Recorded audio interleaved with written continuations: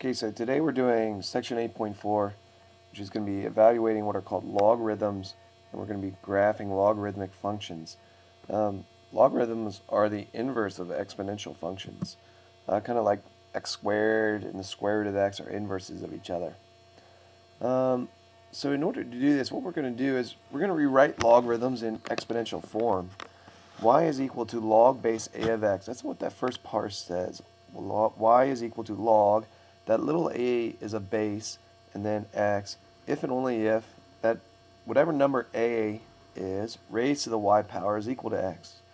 Now you might sit there and look at that and be like, well, what the heck are you talking about? So let's look at some examples.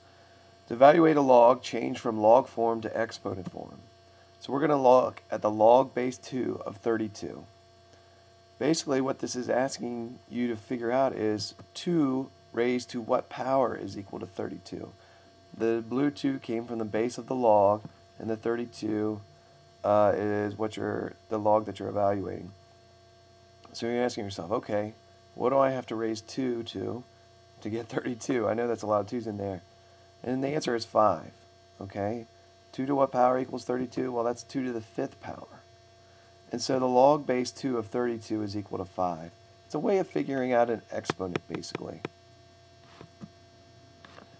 So we have log base 3 of 27. And again, in order to evaluate this, what we're going to do is we're going to rewrite this as 3 to the y power equals 27, which is just asking the question, 3 to what power equals 27? And we should know by now that 3 to the 3rd power is equal to 27. So the log base 3 of 27 is 3. Log base 5 of 125. Remember, we rewrite in exponential form. 5 to what power is 125? So think to yourself, what exponent do I need? 5 to the what is 125? And that's going to be 3. So the log base 5 of 125 is 3.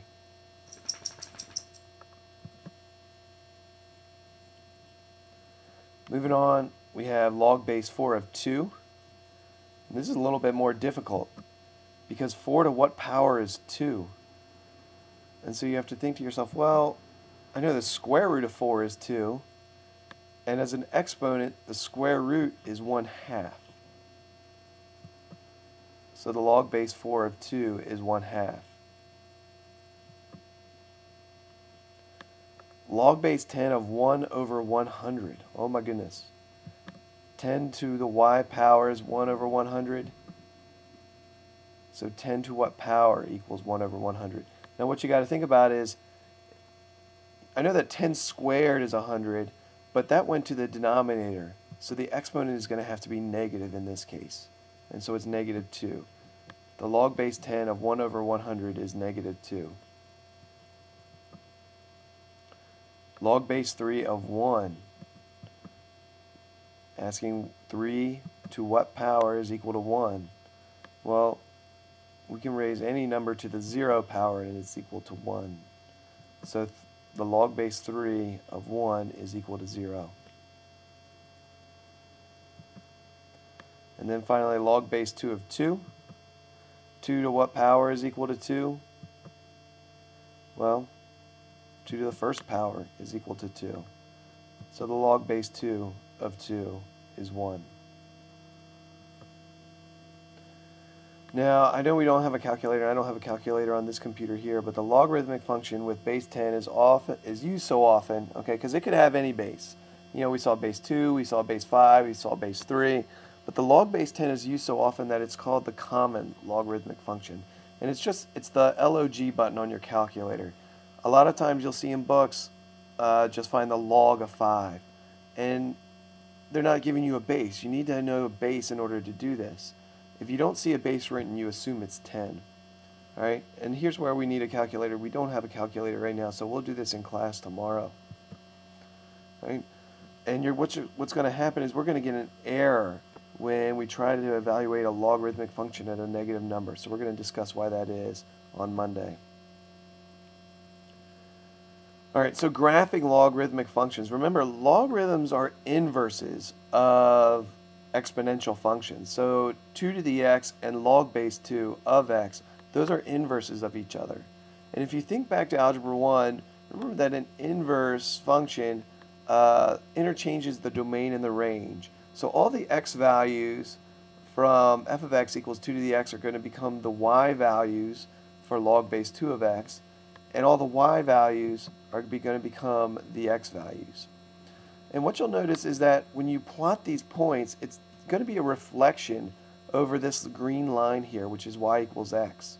Okay, so we have 1/2 comma -1, which was there, 0, 1, or 1, 0 rather, 2, 1, 4, 2, and 8, 3. Okay, so it's a reflection. And this is what your graph looks like. And you should memorize the shape of that graph right there. Okay, also memorize and know that the domain is x is greater than 0 and the range is all real numbers. And this is what we're going to refer to as vanilla logarithm. Okay, so this is, again, more domain and range that you have to remember. Now we're going to be graphing more difficult ones in class. So the last thing we need to do for today is just simplify the expression. Now remember, if they're inverses of each other, 10, notice we have log of 4. I don't have a base on that first log there. So we're going to assume that's log base 10. So 10 and log base 10 being inverses of each other, they kind of cancel each other out, and you're left over with just the 4. Similarly, we have 2 raised to the log base 2 of x. Well, the 2 and the log base 2, you can cross those out, and all we'd be left with is the x. And then finally, log base 3 of 3 to the 4th power. The log base 3 and the 3 are inverses of each other. They're going to cross out. All we're going to be left with is 4. And that's all I really have for you for this weekend.